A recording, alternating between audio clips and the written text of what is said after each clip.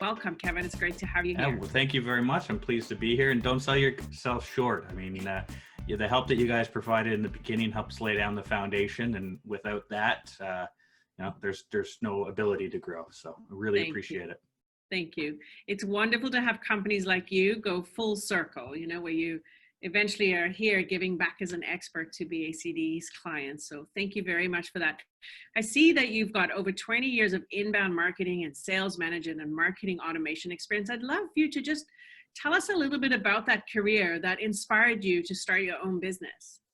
Yeah. So prior to starting ThinkFuel, I worked for a mid-sized technology company, overseeing their sales and marketing teams. And after about 18 years or so of doing that, I kind of got tired of staring at other people's technology-based problems. And I really enjoyed tying the sales and the marketing elements together, because in a lot of companies, they still view those as separate silos in the organization. And yeah, really bringing those two together and helping other companies grow better using inbound marketing and sales tools. Right. And that's inspired you. You said you can do this better for yourself. What made you think, that this service was needed? Yeah, absolutely. So, I mean, it's one of those things you look out there. I mean, everybody's always looking for help to grow their business. I don't know a style company where they go, no, I'm content with where we're at. And, what I like to say about, well, how did I know this was needed? If especially in the business to business world, if you think about how difficult the first mile of the sale is now, it's really become like kind of a living hell, if you will, to try to generate appointments, trying to get people on the phone, and just trying to get salespeople in front of clients so they can do what they do best, which is close deals. Right. And a lot of that's changed for a lot of different reasons. And that's where this alignment and this connection between sales and marketing really helps, right? Right. Is that we're there to help capture the visitors when they're hitting your website or when they're looking for information. And once we capture them, then we can convert them into people that actually want to talk to your sales team. So how do we know this exists? Well, it's something that I think every company is struggling with. It's something that we, obviously before we rolled out what our model is for going to market and how we deploy our services, we tested it with a lot of different organizations and companies that were kind of in our target space as well. Right. And I mean, that included, testing it through the BACD's business fundamental program and the guidance you guys had there, as well as a few other organizations and peer groups that we're part of as well. Right. Excellent. Tell me, when you work with your clients, you've written down, you help them improve their lead generation. Like walk me through kind of a process that you would do with someone, if you don't mind. I'd love to just give a better idea that if people have this problem, that you know how to solve it. Yeah, absolutely. And, really one of the biggest things that's changed, and a lot of companies, most companies have kind of picked up on it, but a lot of companies are still struggling with it as well, is that the buyer's journey has really changed over the last, 10, 15 years. And I mean, that seems like a really long time for people not to catch up. But if we think of how long we were selling in a particular way prior to that, it's still a big shift to change. And really what's changed is that the buyers out there now are a lot more educated and they have a lot more tools at their disposal. If you think back to old sales models like spin selling, as an example. Spin selling was super effective in the 70s, 80s, 90s. And why?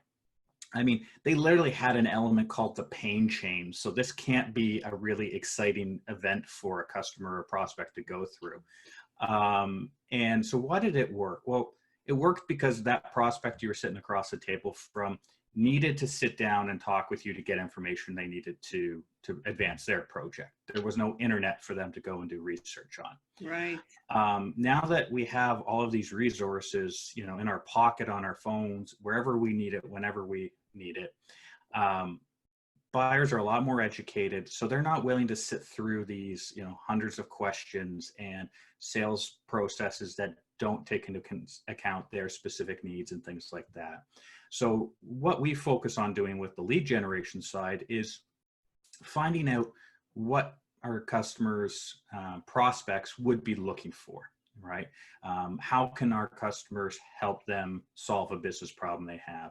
And then it's about optimizing all of their online presence, whether it's their own website, whether it's paid media ads, whether it's social, around building that community and finding those people who have those challenges. And once they're there on the site, how do we get them to convert? Well, that's a combination of different tools around giving them information that helps them do their research and plan out their projects. So what we call top of the funnel type ideas. And then, really kind of changing the prospect of or the approach to the online presence of about, not being about me, it's about being about the customer, and helping them out, providing them information so that when they find you, you're kind of that voice of reason, that they can start to build their vision around. Right. Very cool. I have heard, I don't know if you've heard this, that the sales funnel is no longer, and that now it's just like omni-channel approach from all over. I don't know what your thoughts are on that. Yeah, absolutely. And that's one of the kind of the more exciting changes I've seen in the last, even year, in this space, is the concept of a sales funnel or a marketing funnel. It was a really easy concept for people to understand. I needed to get 100 people on the top. That would filter down to about 50 people in the middle, and then hopefully 10 people would drop out and become customers. And that made sense. And that was kind of easy to understand. What the model that we typically talk about now, and we didn't by any means make this up, but is thinking of that process as more of a flywheel, right? Yeah. And a flywheel is this, it's a machine that builds up energy and continues to spin. Because the problem with a funnel is once customers drop off out of the bottom, that's kind of where it ends, right? Nobody thinks of how am I going to solicit referrals? How am I going to get these people to become advocates for our brand so they start telling other people about us?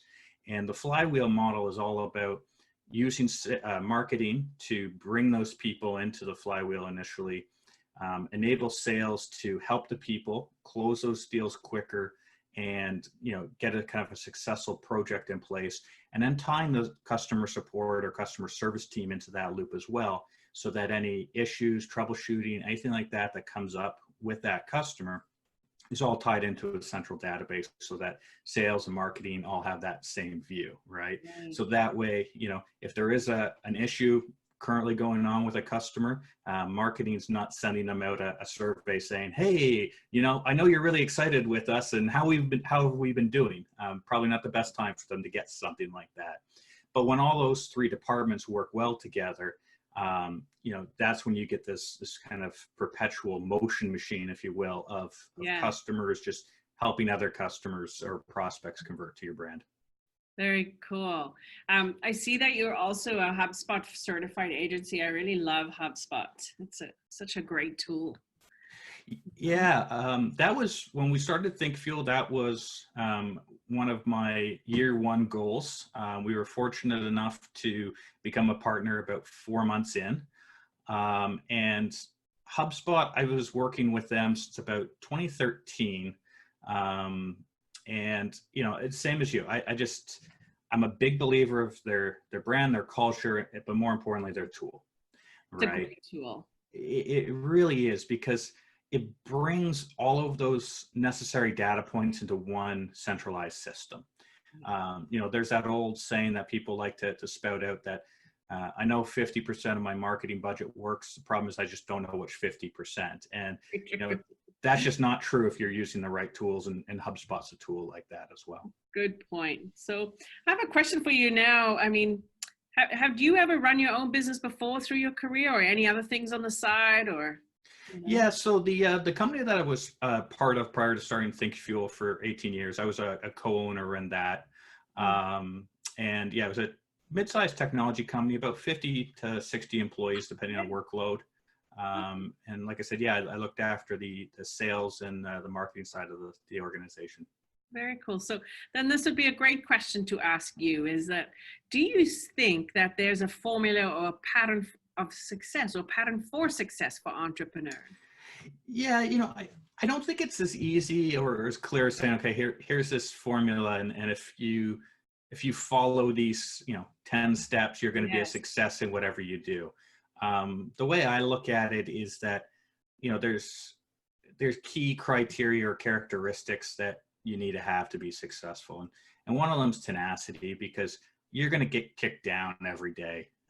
It's not easy, and you've got to pick yourself up and go on and keep pushing forward.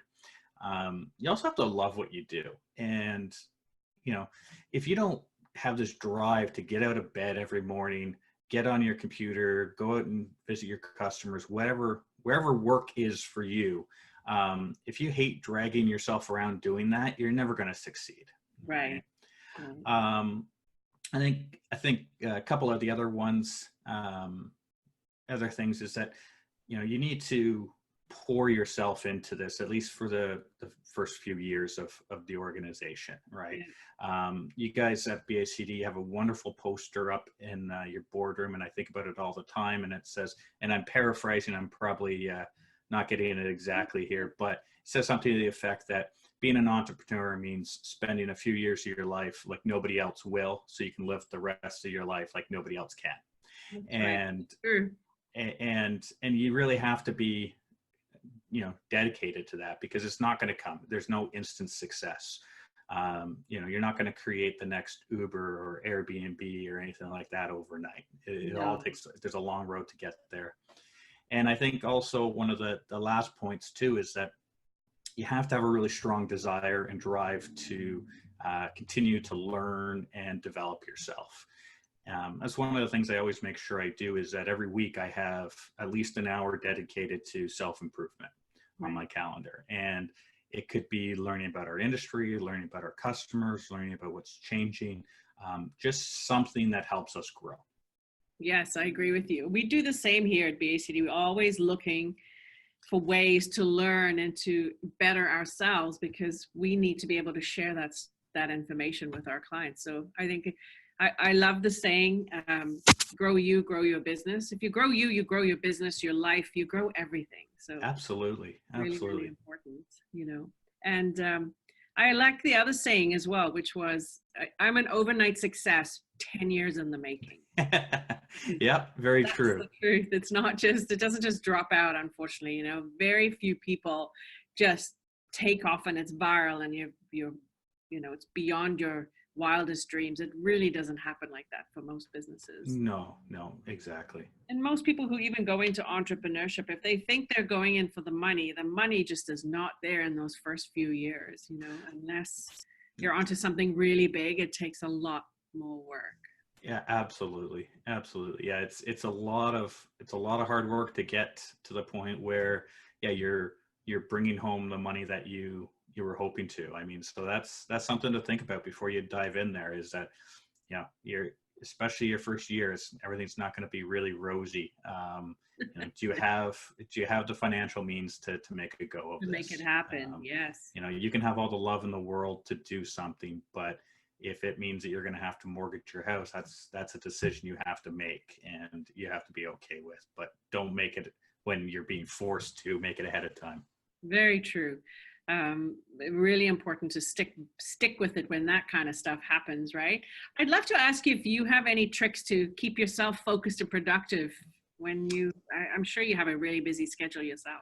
Yeah. So one of the things I adopted a number of years ago, and I continue it on, is I have a very regimented way of laying out my calendar. And whether you use Outlook or Gmail, G Suite, whatever, you can do this in whatever program, but it's, taking all those color-coded events, like the color coding labels that you can apply in them, and assigning those to specific areas of your business. So, in mine, anything that's red is an administrative activity. Anything that's green is times that I'm working with a customer or somebody who's, a sales ready prospect. Yeah. Yellow is marketing, things like that. And being really regimented about making sure that everything's tracked. If something goes longer than it's expected to, adjusting your calendar to reflect that. And the nice thing about this color coding system and tracking everything is that very quickly I can get a pulse for how well things are going, right? Or if I'm going to have any issues. So, purple on my calendar is for prospecting time. And if I look at the last 2 weeks and I don't see any purple, I know I'm going to run into a problem a few weeks from now because I'm going to have no new customers closing. It's just a very visual way for me to quickly understand how I'm doing, where I'm wasting time, and where I'm spending the right amount of time. Yeah, I like it. I think as well, we don't put enough importance on this whole prospecting piece. Like, it is the piece. I always say you can never stop pedaling. Absolutely. Running a business is like riding a bike. You've always got to be moving. And I think prospecting is one of the most important things that we forget. As soon as we get busy, as soon as there's a crisis, as soon as there's a client to look after, we just leave the prospecting piece. Mm-hmm. I often, when I'm working with clients, that calendar might not look as pretty as yours, but that's what we plan out, is because every day you need prospecting time. If not every day, then 3-4 hours a week. And if you're brand new in business, you probably need to spend 75% of your time just prospecting for business, Yeah, absolutely. I always joke that, I ask salespeople, I say, if you were in the car driving to a customer's office that they were going to sign a 6-figure contract when you got there, what would it take for you to pull over your car, turn around and head back to the office and not go to that meeting? And, short of a death in the family, there's not much that would. Right. And then you ask the same person, say, okay, if you had 2 hours dedicated to prospecting in your calendar, what would it take for you to skip over that? And it's, somebody asking you to go for a cup of coffee, right? You'll find any reason to get out prospecting, but that's why companies and sales reps often have that sawtooth model in their cash flow, is because, you go around, you do your prospecting, business starts to close and you're saying, hey, I'm doing really well, so I don't have to do my prospecting. And then what happens next month, everything drops off again because, you don't have anything new coming in the pipe. And if you want to continue that, upwards arc, or, a bare minimum, keep it stable, then you need to be doing prospecting. Exactly. I agree. Totally. What type of prospecting, like what do you do that's successful for you, if you feel like you can share that with everybody? Yeah, absolutely. So kind of like what you talked about earlier, right, is that you have to do a little bit of everything, right? And it's not a matter of saying, well, we do a little bit of everything because we don't know what works. You really do have to do a little bit of everything because, at least in our space, the average buyer, and this is common for B2B sales opportunities, they need 10 to 12 touch points with your brand before they're willing to engage. And so, if it was just 12 phone calls or 12 voicemails, that's a little repetitive for me doing the prospecting, and it starts to get a little tone deaf for the prospect who hears it as well. Right. So we'll do approaches like, actual outbound reach, like phone calls and things like that. But then we'll supplement that with, our SEO efforts to get people to find us organically, pay-per-click advertisement, or those remarketing, retargeting ads. So if you've been to our website, you start seeing things come up later. Email marketing, networking events, podcasts, speaking engagements, and sponsorships. And all of those kind of rolled into one get us to those 10 to 12 touch points that we need for people. Right. Which is what has to be. And you've got to keep it interesting for yourself, never mind for your customer, right? That's a good point too. Yeah. Because if all you did was going to sit down and make phone calls, for 20 hours a week, it's going to get, I don't think you would be in that position very long. That's very true. Very true. Another question I have for you. Do you have any favorite productivity sites or tools or apps that you love to use for business? Yeah. So, HubSpot is obviously my go-to one, right? Okay. My whole CRM, my marketing initiatives, all my sales tools live inside of there. So, it gives me the ability to, have those calendar requests, or those calendar scheduling ones. So we don't have to go back and forth with people over, does Tuesday work for you? No. How about Wednesday at 10? No, I'm busy then. It has a lot of automation built into there as well. So those 10 to 12 touch points that I talked about with prospecting, I make sure those don't fall through the crack because I set them up once at the beginning, and automation takes care of it for me for the most part. Outside of HubSpot, there's this really very, very simple time tracking app that I love. It's just called My Hours, and it's just really basic, really straightforward. It allows me to track customer, project, and task level times so that I can keep track of, some of our customers are on hourly engagements, so it lets me keep track and provide a log back to them of how and where their money was being spent. And it's just a really straightforward one. And then the last tool that I don't think we could live without is a product called Sem Rush, and it's kind of the marketer's dream tool. Mine, I would love it, but I can't afford it. It is not inexpensive. That is true. I think it's like $200 a month or something. Yeah, I think it starts off at about I think 80 or 90, but there's different packages that go up from there. Ours is the $200 US a month package. But in terms of the insights that it gives us into not only how our own marketing efforts are going, but our customers, right? You need that for that data analytic piece, right? Absolutely, because one thing, and this is something that a lot of people still don't realize with search results, is that, unless you're doing something to block your location or you don't allow Google to know your location, they tailor your search results based on the location you're in. And that's why if you search for, business mentoring, and if I was in Whitby, you guys would show up on that map pack because it knows that that's something that you guys do and you're local to where I'm searching for. And so it's important to test how people are doing in those local searches. And so, we're sitting up here in Uxbridge, and if I've got a customer down in California, I've got to be able to see what's it look like for somebody searching down in California, because they're not going to show up in my feed. No. So it gives me tools like that where I can simulate search results. I can, track any of the keywords that we want to rank for. So if anyone falls out of the top 10, we can instantly hop on those and start correcting the ship and getting our customers back into the right spot. That's cool. I love that too. I have a question for you about HubSpot. You mentioned you had some sales tools inside of HubSpot. What does that mean? Yeah, so HubSpot, if you're not intimately familiar with it, a lot of people know it for its marketing side of it, right? Yes. So the blogging tools, the automation, email marketing, all of those kind of great things. But they also have a service and a sales side to it as well. And the sales tools are really focused on helping salespeople sell better, faster, and more efficiently. Mm-hmm. So things like, one of the tools that they have is called sequences. And these are like mini one-to-one workflows for salespeople to use. So if I wanted to add you into my prospecting network, I could put you into a sequence and it would automatically send you, 4 or 5, however many I recommend, emails to you, spaced out however far apart I want. And then it can automatically create tasks for me in between those. So I can say, okay, Teresa's got your first 2 emails. She hasn't responded yet, so schedule a phone call for me to call and leave her a message. Nice. So it keeps me on track. I don't have to try to remember these tools.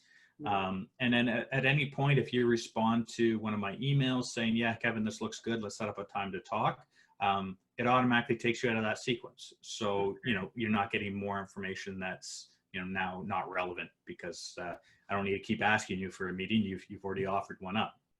Yeah. So they have a ton of different tools like that that really help salespeople be more productive. And a lot of salespeople in particular aren't big fans of traditional CRM software because they're typically about tracking their activities and behaviors. And that's what they feel like. That's the only reason I'm using this, is so that at the end of the month, the manager can go, well, you didn't make enough sales calls last month. And that's what, HubSpot tries to change, is that they provide tools that salespeople are going to actually want to use to make their lives easier. and you still get the reporting numbers out of it And the that the results. management needs. Exactly.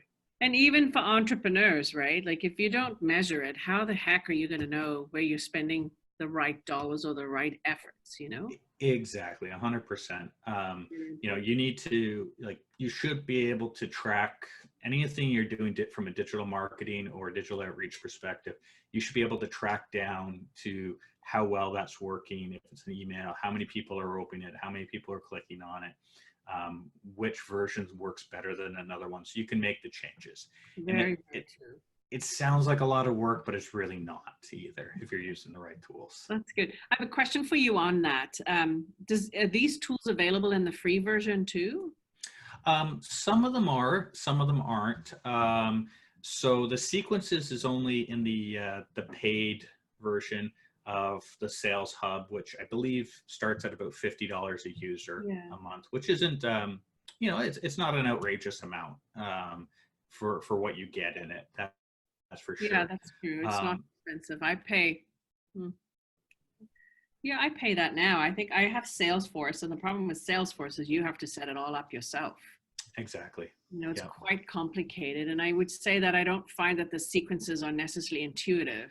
You know, I set Yeah. a sequence of workflows. It just keeps sending them. It doesn't say, "Oh, there was an email. Why don't we, you know, stop the sequence there and then set it back together?" You know. E- Exactly, exactly. And that's one thing I would say to people about HubSpot is that a lot of times people get sticker shock over the price of it. But if you start adding up all the other tools that you're paying for that you could roll up inside of HubSpot, um, it usually becomes a wash in Right. comparison. And if it doesn't, tag on the extra value of having all of your data in one spot so you can tie all the results and the metrics together so you know what's working, as opposed to Oh, exporting everything to 4 different Excel sheets and trying to match up the information. good point. I'm going to check with one of our offices. I think they've even taken on HubSpot as for their own data. So it'd be Oh, interesting excellent. to know for sure. Kevin, are you a reader? I try to be. Yeah, I mean, I do read occasionally. I'm not a book a week type of person. Probably more like a book a month. But Oh, yeah, that's good. yeah, I used to be a great reader until the advent of like reading on my phone and reading on an iPad, and I'm reading all the time. It's just not books. I, exactly. I found that for me to read a book these days, because it takes so long, it's just I can't keep my attention. But I do love reading. I was just going to ask you if there's any books or blogs or websites that you really follow, you know, for you that you think is good for people to know about. Yeah, absolutely. So, from a book standpoint, I think anybody who's, in a sales or marketing role, two of my favorite books, one is called The Challenger Sale. And the Challenger Sale, in my opinion, is the most relevant sales methodology that businesses should be using Oh, today. Um, Really high level summary of what it is that it's about, it's not about going in with and not understanding, you know, what the customer is looking for and starting conversations at the base level, because customers and prospects don't have the patience or the time for that anymore. And it's about going in more educated about what they're doing. And the way I always like to think about it is, you know, you've had a good sales call if you walk out and the prospect thinks to themselves, I would have paid to have that meeting. And it's kind of the guide of how to become more of that trusted advisor, right. and get there quicker with people. The other book from a marketing perspective that I really like, so any entrepreneur should definitely look at this, because I think this is a major problem that a lot of people have, and don't blame yourself for doing it if you're new, because people at Fortune 500 companies do this too. It's a book called Tuned In, Okay. and it's essentially about listening to your customers, working with them to understand what they're going to want to see from you, what new products or services, how you should start to adapt and evolve your business. Because all too often people sit at a boardroom table, with them and their executive team or their employees, and they go, okay, what's the next best thing we can add to our software, or what new service should we bring out for customers? And the problem is that now you're sitting at a boardroom table, it's all of your employees, they all think the same way that you do. There's no customers there, so you're not getting the customer feedback side of it. And so if you want to come up with products and services that are really going to resonate with your client base, involve them in that process. Yes, good idea. We've done that over the years. We do a survey and ask our customers. It's not a survey that's formal. Like I send an email and say, you've attended some of our workshops. What do you think? Can we change? What should we change? What do you think we're missing? Yeah, and I imagine, like any survey, you probably get mixed results in terms of people filling them out. But I would imagine probably some of your more revolutionary ideas probably come from things like that, right? Things that you'd never even thought of. Yes, exactly. Where people go, well, if you just tweak this a little, and all of a sudden you just go, oh yeah. And so, yeah, working with your customer base like that is a great way. Yeah. And then the last book that's always been a favorite of mine, it's not a business book at all, but I think it's important for anybody who's an entrepreneur to read. It's called The Long Walk. And I don't know if you've read that book, or they made it into a movie as well. No. But it's actually about a group of, it's a true story, a group of POWs in the Second World War who escaped from a concentration camp in Siberia.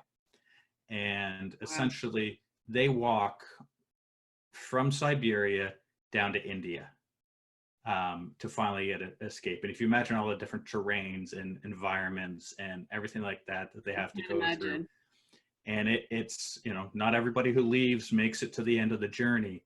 And, I think it's like 4,000 kilometers or something like that they have to walk. In those days, probably not enough equipment, clothes, food, anything. Exactly. Yeah, you leave a place where you have like parkas and big wool shirts and everything like that. And then at one point you're walking through deserts as well, and then back into snowy mountains. And the reason I recommend that book is because you read this book, you understand that this is a true story. This happened to these people, and it puts other problems in perspective for you.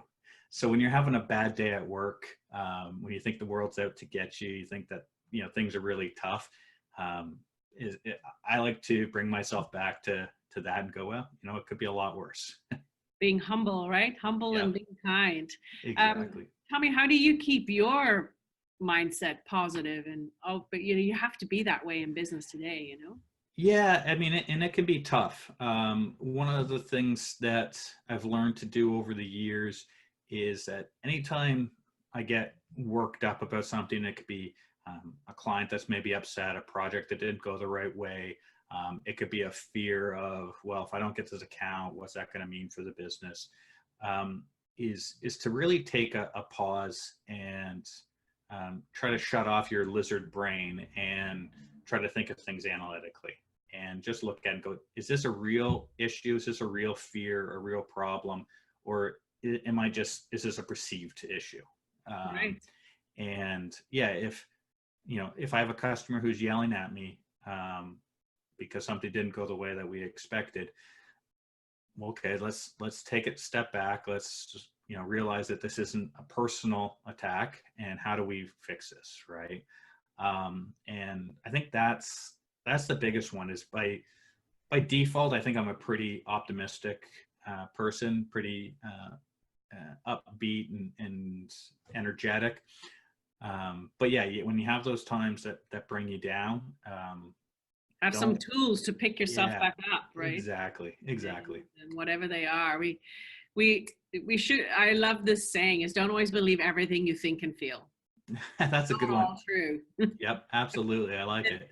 And we're always out to think the worst of ourselves, and so don't always think that, because you don't, the world can be hard enough as it is. Don't add to it. So just to wrap up, I want to let everybody know that Kevin is a member of our expert network. Kevin, we're thankful that you are, and he is here to help you with these problems that you might have in your business and to help you automate your marketing. Today, it's imperative to automate either your marketing, your sales management, or your lead generation, because there just isn't the time to do it, and you need to stay in touch with them. Customers today are so savvy, so educated. You need a sophisticated system to look after them too, and I know that Kevin can do that.